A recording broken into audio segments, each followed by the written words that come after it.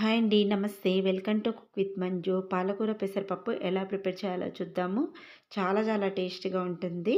ఇప్పుడు ఎలా చేయాలో చూద్దాము. ఇక్కడైతే ఒక కప్పు దాకా ముందుగా పెసరపప్పు తీసుకుందాము. ఈ పెసరపప్పుని మనము లైట్‌గా వేపుకొని తీసుకోవాలండి. ఇప్పుడు మనము పాలకూరను ఇలా చిన్న ముక్కలుగా కట్ చేసుకొని పెట్టేసుకుందాము. తర్వాత ఒక పావు కప్పు దాకా కసూరి మేతి తీసుకోవాలి. ఇది వేసుకోవడం వల్ల ఈ రుచి అనేది చాలా బాగుంటుంది పప్పు.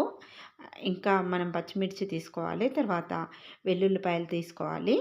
ఉల్లిపాయలు ఇలా చిన్న ముక్కలుగా కట్ చేసేసుకొని తీసుకోండి. నెక్స్ట్ ఇప్పుడు మనం కడాయి పెట్టేసుకుందాము. కడాయి పెట్టేసుకున్న తర్వాత పప్పు వేసుకోవాలి. పప్పు వేసేసుకున్న తర్వాత ఈ పప్పును లైట్‌గా వేపుకోవాలి. మంచి అరోమా రావాలి. కానీ మాడకుండా చూసుకోండి. ఇలా పప్పును మంచిగా వేపుకోవాలి. వేపుకున్న తర్వాత ఇలా వేగింది కదా! ఇలా వేగిన తర్వాత ఇప్పుడు మనము ఈ పప్పులోకి వాటర్ వేసుకొని పప్పును ఒకసారి నీట్‌గా కడిగేసుకోవాలి. ఇలా పప్పును మనము లైట్‌గా ఫ్రై చేసి చేసుకుంటే పప్పు అనేది చాలా రుచిగా ఉంటుంది. ఇప్పుడు వాటర్ వేసేసుకున్నాం కదా! వేసుకున్న తర్వాత నీట్‌గా కడిగేసుకోవాలి. కడిగేసుకున్న తర్వాత ఈ వాటర్ అంతా వాడ్చేసుకొని మళ్ళీ ఇందులోకి మనము ఫ్రెష్‌గా వాటర్ వేసుకోవాలి. పప్పు మునిగేంత వరకు వాటర్ వేసుకోండి. ఇప్పుడు దీంట్లోకి వాటర్ వేసుకుందాము. ఇక్కడ నేను 2 కప్పుల దాకా వాటర్ వేసుకున్నాను. మనకు పప్పు మునిగేంత వరకు వేసుకుంటే సరిపోతుంది. ఇలా వేసేసుకున్న తర్వాత ఇప్పుడు మనం ఇందులోకి కొంచెము పసుపు యాడ్ చేసుకుందాము. పసుపు వేసేసుకొని అలాగే కొంచెం ఆయిల్ కూడా వేసుకుందాము.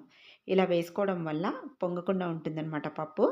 వేసుకొని మంచిగా కలుపుకోవాలండి. కలిపేసుకున్న తర్వాత ఈ పప్పుని మనము మెత్తగా ఉడికించొద్దు.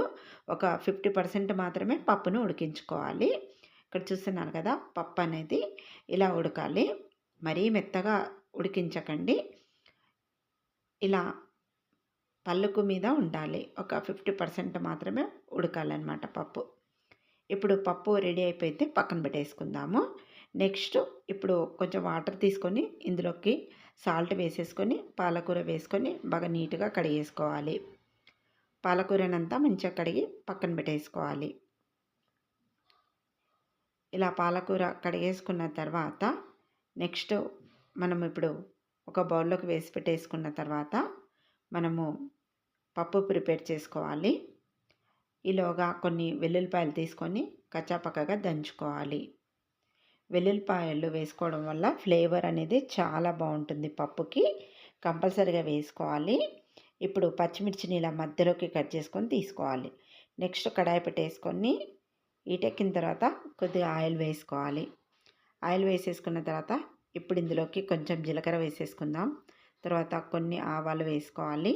నెక్స్ట్ కొద్దిగా మినపప్పు వేసుకోవాలి. ఈ పోపు బాగా వేగనివ్వాలి. పోపు బాగా వేగిన తర్వాత ఇందులోకి పచ్చిమిర్చి ముక్కలు వేసుకోవాలి. పచ్చిమిర్చిని కాసేపు మగ్గనివ్వండి. మగ్గిన తర్వాత ఇందులోకి ఉల్లిపాయలు యాడ్ చేసుకోండి. ఉల్లిపాయలు వేసుకొని ఉల్లిపాయలను మంచిగా కలుపుకోవాలి.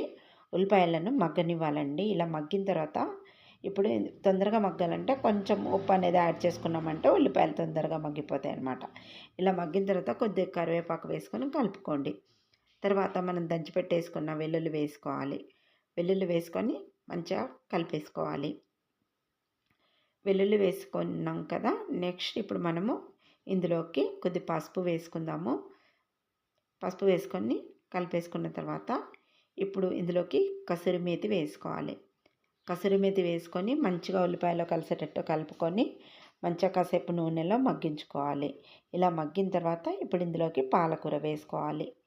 పాలకూర మొత్తం వేసేసుకున్న తర్వాత మంచిగా కలుపుకోవాలి.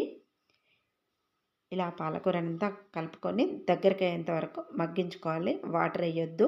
ఇప్పుడు ఇందులోకి కొంచెం కొత్తిమీర వేసేసుకున్న తర్వాత ఉడికించి పెట్టేసుకున్న పప్పు వేసుకోవాలి. పప్పు వేసేసుకున్న తర్వాత పప్పు పాలకూర 2 కూడా మంచిగా కలిసేటట్టు ఇలా కలిపేసుకోవాలి. ఇక మనం ఇందులోకి వాటర్ అనేది అసలు యాడ్ చేయొద్దు. కొంచెం ఇలా ముద్ద ముద్దగానే ఉండాలి ఈ పప్పు. అప్పుడే రుచి చాలా బాగుంటుంది. ఇలా మంచిగా కలుపుకోవాలి. ఇలా కలిపేసుకున్న తర్వాత ఇప్పుడు మనం ఇందులోకి సాల్ట్ అనేది యాడ్ చేసుకోవాలి. 1 టీ స్పూన్ దాకా ఉప్పు వేసేసుకుంటున్నాను. వేసుకున్న తర్వాత ఉప్పు అంతా మంచిగా కలిసేటట్టు కలిపేసుకోండి. ఇలా కలిపేసుకున్న తర్వాత ఇప్పుడు మనం మూత పెట్టేసుకొని కొద్దిసేపు మగ్గించుకోవాలి. జస్ట్ ఒక 2 నిమిషాలు మగ్గించేసుకుంటే సరిపోతుంది. చూసారు కదా! ఇప్పుడు మనకు కొద్దిగా ధనియాల పొడి కూడా యాడ్ చేసుకుందాము. ధనియాల పొడి వేసుకొని మంచిగా కలుపుకోవాలి. పాలకూర పెసరపప్పు రెడీ అయిపోయిందండి. రుచి చాలా చాలా బాగుంటుంది. వేడివేడి అన్నంలో, చపాతీలో సూపర్గా ఉంటుంది టేస్ట్ అయితే. మరి ఈ సింపుల్ రెసిపీ మీకు నచ్చినట్టయితే తప్పకుండా ట్రై చేయండి. ట్రై చేసి ఎలా వచ్చిందో నాకు కామెంట్ రూపంలో చెప్పండి. వీడియో నచ్చితే మీ ఫ్రెండ్స్కి, మీ రిలేటివ్స్కి కూడా షేర్ చేయండి. మరిన్ని ఇంట్రెస్టింగ్ వీడియోస్ కోసం ప్లీజ్ నా ఛానల్ని సబ్స్క్రైబ్ చేయండి. అలాగే లైక్ ఇవ్వడం మర్చిపోకండి. Thanks for watching my video.